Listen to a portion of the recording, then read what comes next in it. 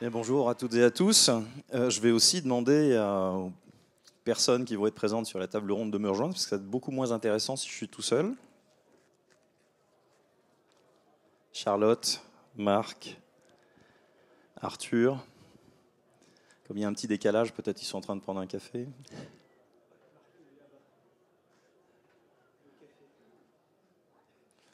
C'est embêtant. C'est une situation gênante, comme disent mes enfants.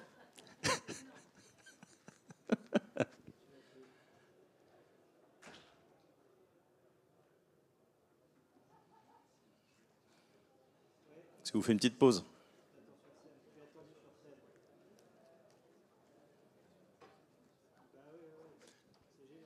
Vous m'attendez 30 secondes, vous ne bougez pas?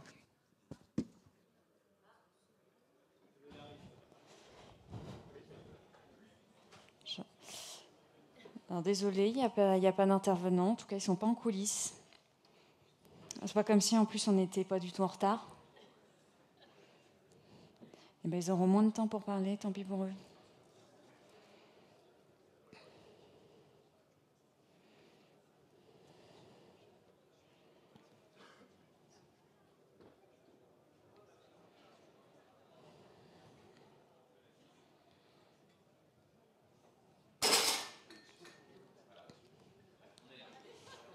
Alors maintenant, j'ai plus le modérateur. C'est super.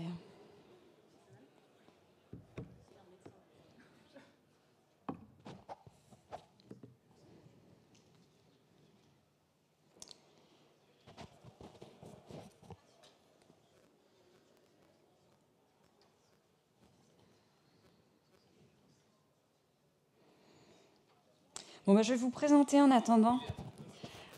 Alors, par contre, je vais vous demander de raccourcir de 5 minutes. Je suis désolée, l'intervention. Merci.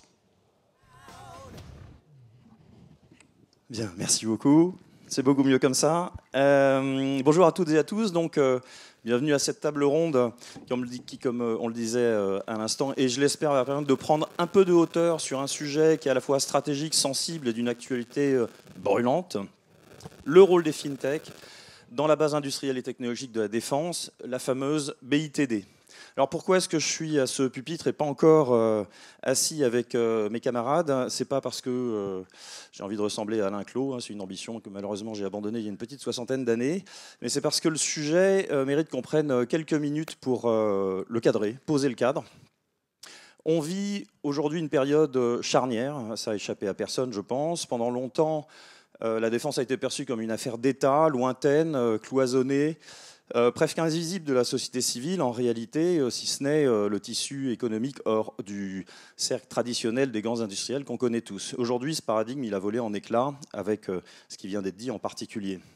La BITD est maintenant, ce mot d'ailleurs, je pense que personne ne le connaissait jusqu'à il y a quelques mois, mais la BITD est maintenant reconnue comme un besoin régalien, comme de son nom, un pilier de notre souveraineté, et ces idées font finalement plus vraiment débat aujourd'hui, remportent plutôt une adhésion, je dirais, transpartisane, c'est suffisamment rare pour pouvoir être signalé, et on a souvent associé, donc, comme je le disais à l'instant, l'industrie de la défense à quelques champions, Airbus, Thales, Safran, MBDA et quelques autres, alors même que la BITD, c'est aussi, et c'est essentiel de le rappeler, un écosystème qui est vivant, qui est dense, qui est composé de milliers de PME, d'ETI, de start-up, de fintech également, bien entendu, qui sont souvent innovantes, technologiques, ultra qualitatives, qui réalisent parfois une petite partie seulement de leur chiffre d'affaires en lien direct avec la défense, et qui souvent sont un peu en mal de financement adapté. C'est pour ça qu'on est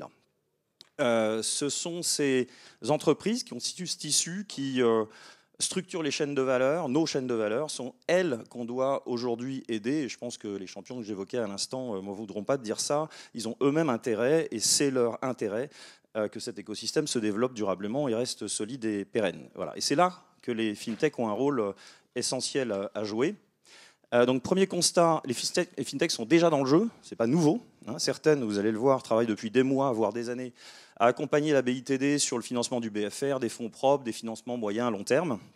Elle mobilise l'épargne publique, elle développe des infrastructures de marché alternatives, elle crée des ponts entre les investisseurs et les projets industriels, sinon on ne les verrait pas, ces projets industriels. Deuxième constat, la défense, c'est pas sale. Alors c'est le moment un peu compliqué de mon petit pitch.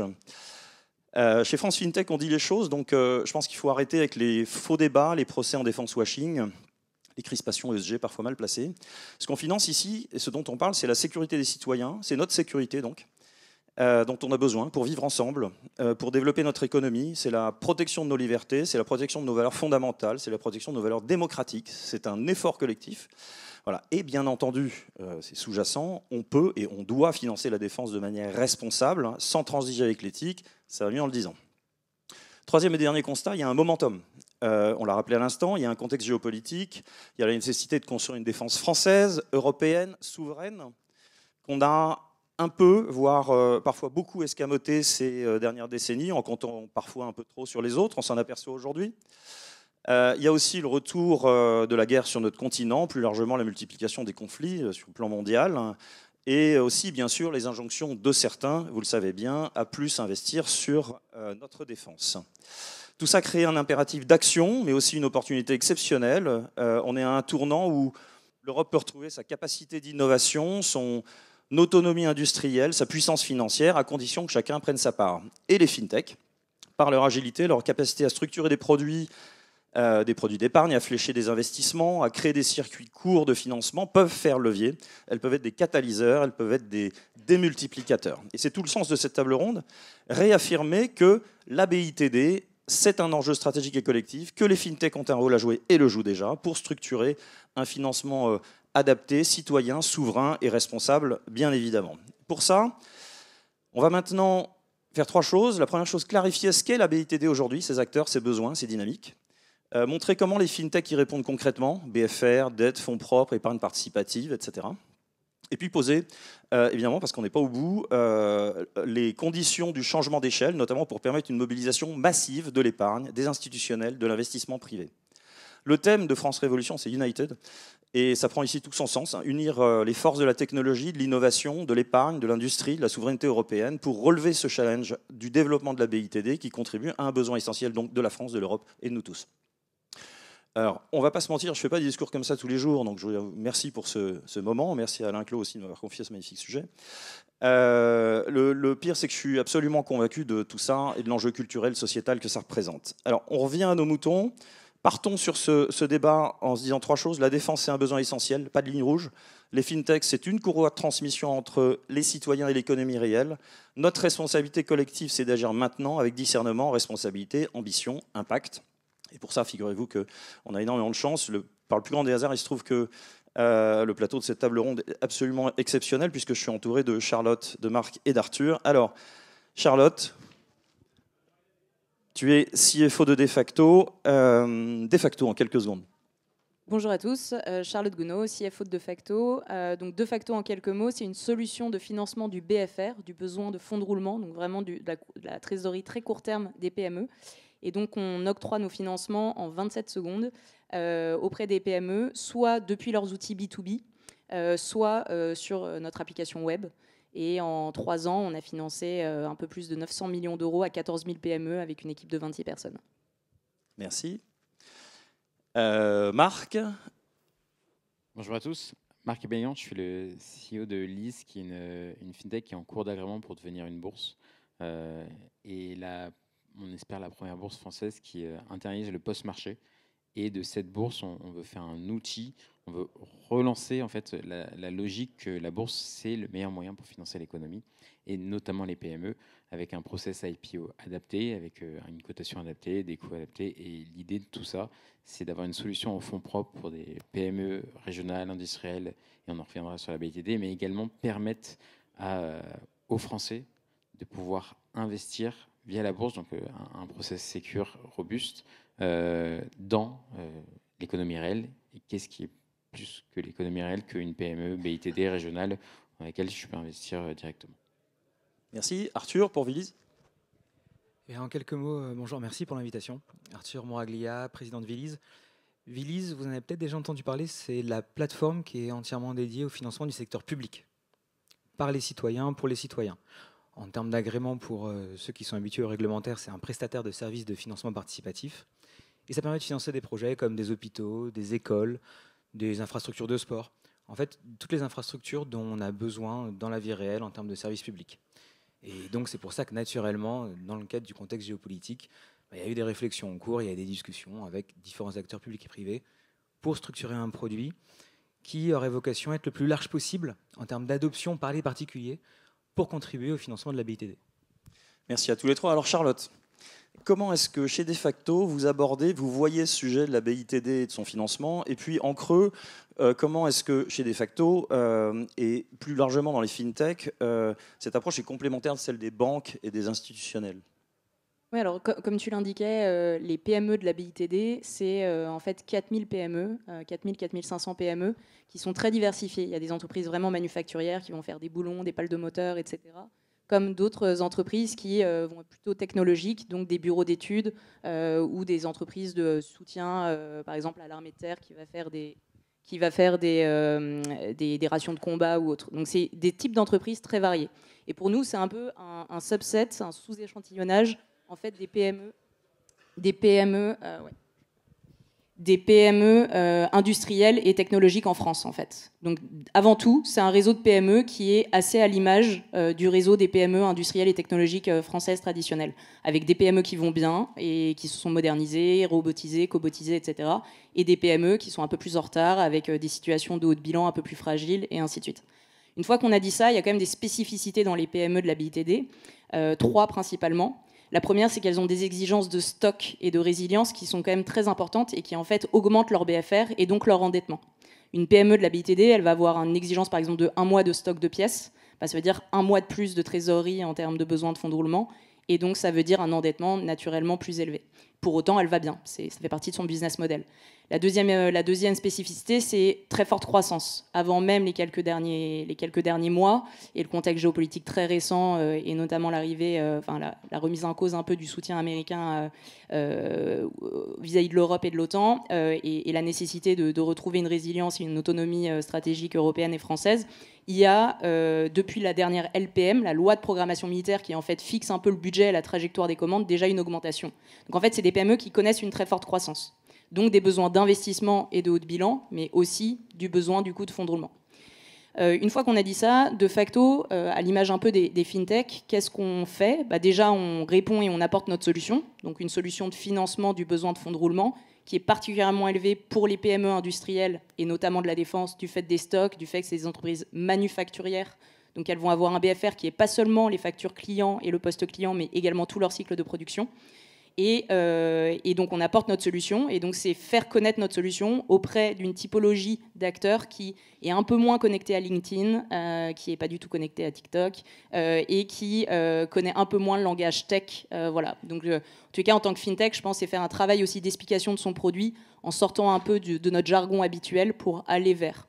La deuxième chose, c'est en termes de ESG, je pense que les fintech, comme on part d'une page un peu plus blanche, c'est aussi plus facile d'avoir une politique ESG qui se repose la question en 2024-2025 de la conciliation entre ESG et défense. Là où certains acteurs, pour à mon sens, aujourd'hui, des mauvaises raisons, mais si j'avais été à leur place il y a 5 ans, 10 ans, quelle aurait été ma décision, je ne sais pas. Mais en tous les cas, de concilier ESG et d'avoir une vue forte sur le fait qu'en effet, la défense participe d'un point de vue social, économique et en termes de gouvernance très clairement et est compatible avec les doctrines ESG. Et puis la troisième chose, c'est le contrôle des exportations. Alors, je le dis tout de suite, et c'est un point, je pense, extrêmement important. La DGA et Bercy l'ont réaffirmé récemment, y compris par la voix de leur ministre le 20 mars dernier. Les armes qui sont produites en France ne peuvent pas être exportées. Donc c'est interdit. Et donc les seuls qui le sont, c'est une exception qui est donnée par les ministères et la puissance publique. Et le contrôle des exportations n'est pas de la charge du secteur financier, c'est la charge et la duty de la douane et de l'État. Et donc nous, de facto, en tous les cas, dans notre approche, on ne va pas à chacun des clients en fait contrôler toute leur démarche d'export, vérifier leur carnet d'export, etc. C'est pas notre boulot et c'est pas ce qu'attendent les PME en fait d'un financeur. Et donc en fait, voilà, c'est beaucoup de pragmatisme et se reposer les questions de est-ce que c'est mon rôle en tant qu'établissement, société de financement, établissement de crédit, place de marché ou autre, quel est mon rôle et quel est le rôle qui appartient à d'autres, qui doit être fait, mais qui n'est pas le nôtre. Voilà. Et c'est important de rappeler effectivement qu'en France, il y a un cadre, ce qui n'est pas forcément le cas de tous les pays du monde. Peut-être une réaction par rapport à ça, Marc, Arthur, et peut-être aussi sur la complémentarité justement par rapport aux banques et aux institutionnels, Marc ou Arthur. Marc. Bon, déjà, pour rappeler, j'imagine que toutes les personnes ici présentes savent ce que c'est la BITD, mais en France, on a une chaîne avec la Direction Générale de l'Armement qui passe commande à 7 grands donneurs d'ordre, et on a de la chance quand même de les avoir. C'est des puissances françaises et européennes, donc c'est des Airbus, des Dassault, etc. Et eux sous-traitent une grande partie aux PME de la BITD qui, même elles, peuvent sous-traiter pour des pièces. Et donc, il faut bien comprendre que quand la DGA achète un sous-marin nucléaire qui va être livré en 2050, j'en sais rien, et ben, on fait confiance à des PME de la BITD qui doivent être là en 2050. Sauf que pour une PME, c'est quand même assez... Enfin, c'est, je pense, le seul secteur au monde où on demande à une PME de 10, 20, 50 personnes d'être là dans 20 ans, 25 ans. Et donc, il y a des besoins de financement qui ne sont pas les mêmes qu'ailleurs. Il faut vraiment penser ça. Néanmoins, ça reste des PME industrielles, comme Charlotte l'a dit, qui sont résilientes, ont montré une résilience supérieure à la moyenne durant les crises récentes, Covid, etc. Sont là pour 60% dual. Alors, ça veut dire quoi, dual? C'est qu'elles ont une activité défense, mais elles ont également une activité civile. C'est-à-dire qu'elles sont, pour les 60% dual, pas soumises uniquement au cycle de la défense. Et donc, ça permet d'avoir également une meilleure résilience. Elles ont la chance, pour les PME de la BIT, d'avoir des contrats pluriannuels, j'en ai parlé. Je peux vous assurer qu'il n'y a aucune PME, à part dans la BITD, qui a des contrats à 20 ans. Enfin, honnêtement, c'est assez rare pour une PME. Et ça, c'est quand même, quand on est une solution de financement, bah, c'est quand même assez rassurant. Et elles sont, deux autres points, elles ont des marges d'EBITDA un peu près pareilles que la moyenne industrielle, voire supérieure, avec du 12-18% dans certains secteurs. Et en fait, elles sont assez innovantes. Elles ont beaucoup de brevets, elles ont beaucoup de tech, elles ont beaucoup d'achats. Et donc, ça nécessite également du financement qui peut être dual. J'en reparlerai par la suite, mais c'est pour ça qu'on pense qu'elles ont encore plus besoin d'avoir un outil, un éventail de financement adéquat pour leur permettre de répondre à leurs ambitions, mais surtout, et tu l'as dit, aux ambitions de la France, parce qu'elles sont le cœur de la défense française. Tu veux réagir là-dessus ou sinon j'ai une question pour toi, Arthur? Je pourrais réagir quand même. Réagis. Non, mais après la question. Après la question. Quand on a préparé cette table ronde, on a pas mal parlé du continuum de financement, donc évidemment fonds propres, dette, BFR, de la manière avec laquelle ça se décline, etc. Dans le cadre de la BITD, est-ce que tu peux nous en parler un petit peu de ce continuum de financement qui est très important en fait? Et qui correspond en fait à 80%, a été très bien dit. En fait, quand on regarde ce secteur, on a avant tout, si on est au tout début de la chaîne de financement, un besoin en fonds propres. Et quand il y avait l'événement à Bercy le 20 mars dernier, il y avait 2 tables rondes. La première, c'était sur les fonds propres. La deuxième, c'est sur la dette BFR. La première table ronde, on a parlé de fonds propres. La deuxième table ronde, on a parlé à moitié de fonds propres. C'est-à-dire qu'on voit vraiment que quand on a un ensemble de tissus industriels, des PME qui sont au début d'un cycle d'accélération du carnet de commandes, parce que c'est ce qui est en train de se passer, il y a un besoin de formation, un besoin d'outillage. Ça veut dire acheter des machines-outils, ça veut dire investir dans des CAPEX. Et donc, là, quelque part, le premier maillon de la chaîne de financement, c'est les fonds propres. Il y a eu une réponse honnêtement assez massive qui s'est faite ce jour-là. Et donc, on voit qu'il y avait des institutionnels qui étaient présents, mais il y a aussi une place énorme qui est laissée pour les fintechs et pour des solutions innovantes. Typiquement, j'ai une confiance assez importante dans le fait qu'une bourse numérique telle que Lise répond tout à fait aux besoins de ce type d'acteurs. Parce qu'il peut capter leur spécificité et parce qu'il peut apporter la première brique de ce financement. La deuxième brique, c'est la dette. On lève des fonds, on fait du levier, avant même la question du fonds de roulement. On doit prévoir ces investissements. Alors là-dessus, les 2 grands leviers qui ont aussi été levés ce jour-là, c'est pour ça que je pense que cet événement était assez fondateur, c'était la question d'une part de l'ESG et d'autre part de la question du périmètre. Marc l'a très bien dit, les entreprises sont duales, elles sont sur différents types d'armement, d'équipements, d'outillage. En fait, toute la question, c'est qu'est-ce qu'on a le droit de financer, au fond. Et là-dessus, en substance, dit avec des mots d'entrepreneur de la FinTech, tout ce qui n'est pas interdit est autorisé. Voilà. Ça veut dire qu'on a un cadre international avec des armes conventionnelles, non conventionnelles. On sait ce qu'on peut financer. On n'est pas censé avoir de sujet lorsqu'on s'engage dans un financement. Deuxièmement, la question de l'ESG. La question de l'ESG, c'est quelque chose qui est très normatif, qui est le fruit quand même de différentes couches réglementaires, notamment au niveau européen. Et donc, en fait, quelque part, on a une dissonance de temporalité entre la réactivité qu'on doit avoir dans l'adaptation des critères ESG et dans le cadre tel qu'il a été construit. Et là aussi, quand on est un acteur qui va apporter du financement, on est extrêmement rassuré de voir que les deux ministres, non seulement le ministre de l'économie mais de la défense, ont bien intégré ce sujet. Il y a un travail au niveau européen qui se fait. Je pense que la France est clairement leader là-dessus.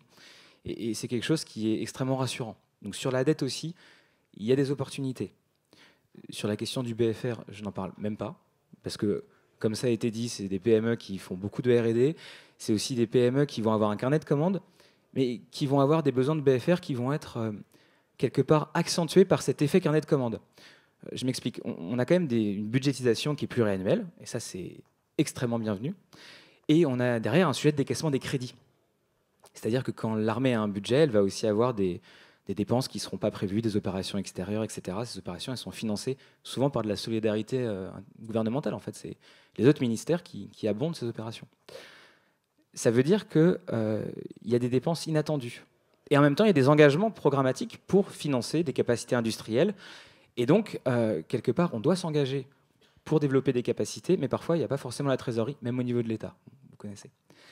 Et ça, ces reports de charges, ils sont assez importants au début du cycle. C'est-à-dire qu'on a vu que pour la précédente LPM, il y avait quand même certains programmes qui ont dû légèrement réduire leur niveau de production, parce qu'il n'y avait pas forcément les crédits à décaisser quelque part. Ça veut dire qu'il va potentiellement, et c'est accentué, Alain l'a très bien dit avant, par l'incertitude politique, il n'est pas impossible qu'il y ait des remous sur le plan de ces décaissements et de ces livraisons. Et comme ça a été dit juste avant, en fait, on est sur un secteur qui ressemble énormément à un secteur type automobile. Il y a des grands maîtres d'œuvre, sous-traitants niveau 1, 2, 3, et plus on descend, plus le brouillard se fait. Et donc, quand on est dans le brouillard sur ces délais-là, mécaniquement, on a besoin de solutions de BFR de plus en plus importantes et réactives.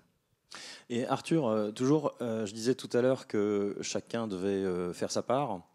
Comment on embarque les épargnants, comment on les répond à leurs attentes, enfin, pour que justement ils participent eux aussi à ce continuum de financement? Alors la première question, c'est est-ce qu'ils ont envie d'être embarqués? Et a priori, que ce soit les différentes études qui ont été faites par des acteurs financiers, des pouvoirs publics, ou même nous, ce qu'on constate en interne sur notre base investisseur, c'est qu'en fait, contrairement à ce qu'on pourrait croire, c'est vrai qu'il y a une sous-partie de la population qui a un rejet par rapport à ça. Il y a quand même une majorité qui est extrêmement intéressée par le sujet, ça aussi selon les études, entre 45, un peu plus de 50. Nous, en interne, on avait clairement des taux de volonté d'investissement qui étaient assez proches en fait, des taux de financement de la santé publique. Donc plutôt à un tour de 55% chez nous. Donc, il y a une volonté des citoyens d'y aller quelque part. Et nous, notre typologie de financeurs, c'est des grands financeurs. On peut avoir des clients de banques privées qui vont mettre des tickets de quelques dizaines de milliers d'euros. On va aussi avoir des gens qui vont avoir très peu d'épargne ou qui vont être des primo-investisseurs. Et c'est là qu'est le risque. On parle d'un secteur qui doit être considéré d'une manière complètement neutre par rapport aux autres secteurs, typiquement les secteurs industriels et les PME industrielles. Mais c'est un secteur où nous, en tant qu'acteurs français, on doit s'engager avec une force toute particulière. Et qu'est-ce qu'on constate aujourd'hui? Comment se structure le fléchage de l'épargne? Il y a des produits non affectés, les assurances vie, etc. Donc là, on est sur des choses qui sont quelque part extrêmement légères. Est-ce que vous voulez inclure de la défense dans votre contrat d'assurance vie? Oui, non. De toute façon, vous ne le verrez plus après. Voilà. En revanche, on a une offre qui se développe très fortement et qui se structure à une vitesse assez rapide sur la banque privée. Il y a des clients de banques privées qui ont dit à leur banque, nous, on voudrait participer à cet effort-là, donc proposez-nous des produits. Et qu'est-ce qu'on voit? On voit des produits structurés sur des actions cotées. Donc la France en est bien dotée, c'est une chance. On a aussi des actions européennes, etc. Et on a des produits structurés avec des rendements intéressants qui sont en plein dans le cycle géopolitique et qui, derrière, ont des garanties de capital intéressantes, donc qui permet en fait quelque part à l'ensemble de la banque privée de quelque part de contribuer. Là, la BPI dessus a réagi, a été assez innovante dès le début. Elle a dit, on va également nous financer plutôt sur des capitaux propres. On va financer des fonds de fonds. Et on va reproduire le même mécanisme qu'on avait fait pour l'industrie. On va ouvrir le fonds à tous les particuliers. Et en fait, On le voit tous les jours quand on a des études quantitatives ou qualitatives, ou même parfois juste des micro-trottoirs en écoutant la radio. Le problème de ce type de produit-là, c'est que quand on parle à un épargnant pour qui les seuls produits d'épargne, c'est un livret A, garantie, liquide, taux fixe, ou une assurance vie, on se retrouve avec des gens qui disent j'ai un problème d'incertitude du rendement, on me donne un rendement cible, mais je ne suis pas habitué à ça, j'ai toujours vécu avec des taux fixes. On se retrouve avec des fonds ou des fonds de fonds, ce qui est tout à fait logique en termes de diversification du risque, mais qui fait que c'est plus dur de percevoir ce qu'on finance. Et donc, moi, ce dont j'ai peur, c'est que j'ai pas de doute sur le fait qu'on arrive à financer la BITD en fonds propres, en dette, en BFR, parce qu'on est en train de lever tous ces obstacles au financement. Moi, ce dont j'ai peur, c'est que ça reste quelque chose qui soit au niveau des institutionnels ou au niveau de la banque privée, et qu'on n'arrive pas à engager pleinement et directement l'ensemble des particuliers, des petits porteurs. Et si on devait créer un produit magique, et je finis là-dessus, en moins d'une minute, en fait, les 4 demandes qu'on a, c'est un fléchage, une transparence de l'investissement, c'est une prévisibilité du taux fixe, c'est une accessibilité, pas de conditions de revenu, des tickets d'entrée extrêmement bas, et quelque part, la possibilité de savoir vraiment ce qu'on finance dans le temps. Voilà. Quand on aura réussi à faire ça et à rajouter des mécanismes de réduction du risque, soit dans le cadre existant de ce que fait la BPI, ou soit dans le cadre de ce qui a déjà été fait, là on aura un produit d'épargne extrêmement populaire qui répond à la demande du fameux livret défense qui n'existe pas. Merci. Charlotte, on a parlé des épargnants, les institutionnels, comment on les embarque? Tu veux dire les banques, les assureurs, je pense que quand même l'économie française est quand même bien bancarisée et quand même bien financiarisée. Donc on vit quand même dans un système, et nous, FinTech, on évolue dans un environnement où évidemment les institutionnels ont un savoir-faire, une expérience et une expertise. Ce qu'il faut, à mon sens, on peut travailler en fait ensemble, les institutionnels. Déjà, ils se sont embarqués tout seuls, hein, ils ont quand même répondu assez vite autour du 20 mars. Alors après, il va falloir voir concrètement, après les annonces, le temps de mise en œuvre. Nous, chez De Facto, typiquement, on crée des partenariats avec les établissements traditionnels, donc les factors et les banques, qui souhaitent proposer des produits de BFR depuis leur bilan à leurs clients. Et donc, on vient équiper soit les factors, soit les banques de détail pour déployer en fait notre solution, mais avec leur bilan, etc., en marque blanche complètement. Donc, typiquement, ce genre de partenariat est complètement faisable. Et je pense qu'il y a un délai, et tout l'enjeu pour les institutionnels, ça va être d'avoir la capacité de réaction. Ils ont les budgets informatiques, etc. Mais un budget informatique dans une banque, un assureur ou autre, c'est plusieurs mois. Là où les fintech, on est très bon en termes d'agilité et de réactivité. Et donc, on peut coupler en fait et venir équiper les acteurs traditionnels et être en marque blanche ou en marque grise, etc. Et donc, ça, c'est des choses où il y a un temps de vente qui n'est pas non plus instantané. Hein. Il faut que les banques, les institutionnels connaissent la fintech et ainsi de suite. Mais ça peut être du l'ordre de quelques mois plutôt que quelques semestres. Et Marc, Lise, dans ce continuum de financement? Vous avez tous entendu parler de l'actualité en ce moment. Il y a eu des annonces comme quoi les pays membres de l'OTAN vont augmenter leur pourcentage de dépenses du PIB dans la défense. Et en fait, qu'est-ce qui se passe quand vous faites ça? Si vous passez de 2-3% à 5% de dépenses, en fait, vous allez augmenter votre carnet de commandes à long terme. Ça va impacter les grandeurs d'ordre, mais eux vont l'absorber. Ne vous inquiétez pas pour eux. Mais on va demander à une PME de nous dire OK, fallait nous livrer tant de pièces détachées, vous multipliez par 5 et l'année prochaine. C'est quoi la réponse à ça? C'est obligatoirement des fonds propres, parce que c'est créer des chaînes de production, c'est dupliquer des usines. Et donc la PME va se dire OK, mais j'ai besoin de fonds propres, parce que le chiffre d'affaires et les contrats, c'est très bien, mais c'est pas ça qui va permettre de construire une nouvelle usine en 1 mois, 6 mois, 1 an. Et c'est pas si simple de trouver des fonds propres. C'est pas que pour la BITD, c'est juste qu'on a une PME industrielle en France, trouver des fonds propres, c'est jamais évident. Il y a des choses, mais c'est pas simple. Et LIS, c'est ça. L'idée, c'est de se dire, LIS, ça va être une bourse qui va permettre à des PME françaises, à des ETI, de pouvoir avoir une solution pour trouver des fonds propres entre 2 et 8 millions d'euros de fonds propres aujourd'hui en IPO. Ça va monter jusqu'à 12 après entrée en vigueur du Listing Act en 2026, pour pouvoir faire une augmentation de capital en IPO, permettre à n'importe qui d'y investir. Quand je dis n'importe qui, c'est à la fois des investisseurs particuliers, mais également des fonds institutionnels qui vont investir dans un actif coté. Et de là, on veut vraiment permettre une redirection, comme Arthur l'a dit, l'épargne vers ces PME-là. Je pense qu'il y a un sujet qui nous préoccupe tous, c'est que les investisseurs français sont pas très actifs en bourse. Ils l'étaient plus il y a quelques années.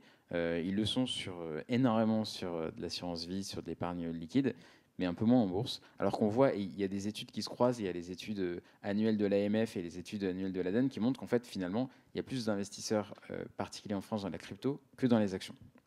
En fait, ça veut dire plein de choses.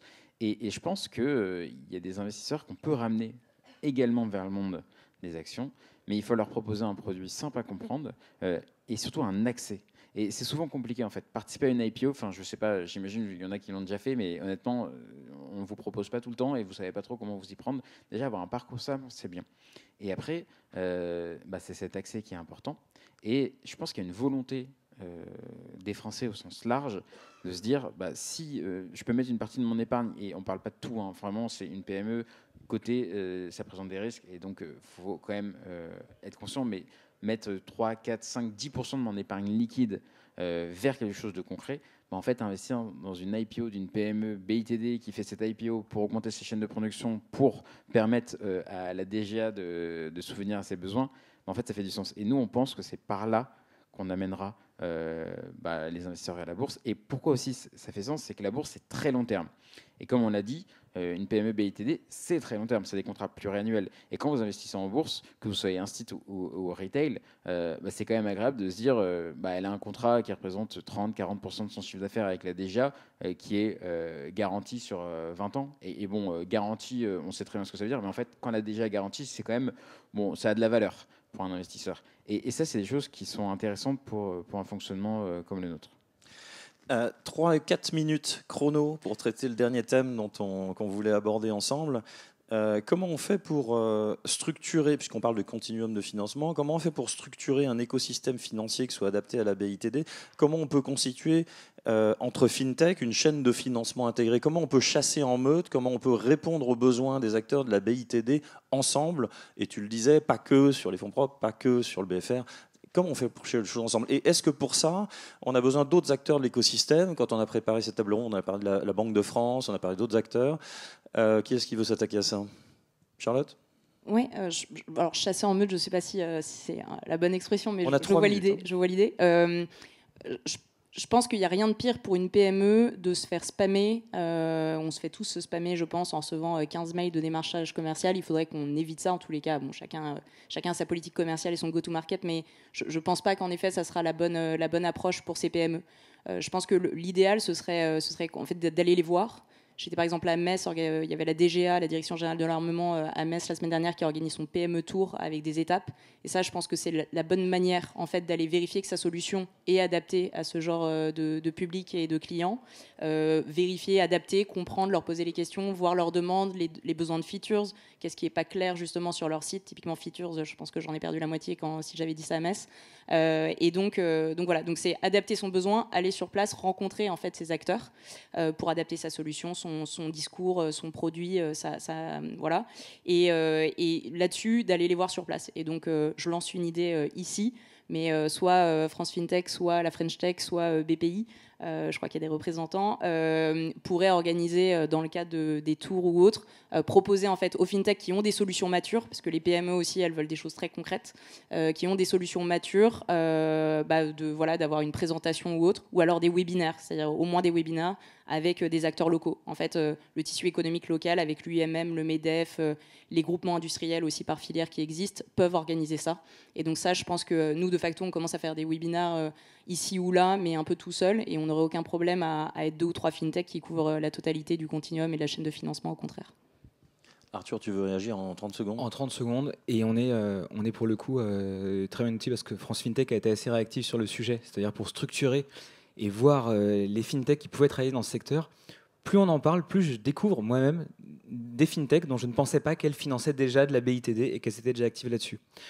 Le dernier acteur pour ceux qui veulent se lancer et qui n'est pas à négliger, c'est au niveau des territoires. Vous avez des acteurs publics, type les régions, qui sont extrêmement actifs et qui parfois ont des tissus industriels très développés, avec de la structuration professionnelle des clusters en fait, qui sont assez accessibles et qui, même s'ils sont discrets, c'est vrai, on n'a pas de compte LinkedIn des PME de la BITD très développé. Par contre, ils ont une structuration forte, ils ont un maillage et il y a des accès. Et chasser en meute, ça peut aussi être venir se parler de ces différentes thématiques et ces manières d'approcher qui vont être complètement différentes dans les Hauts-de-France et l'Occitanie. Mais je peux vous dire que et les Hauts-de-France et la région Occitanie sont extrêmement engagés dans le sujet. Merci beaucoup.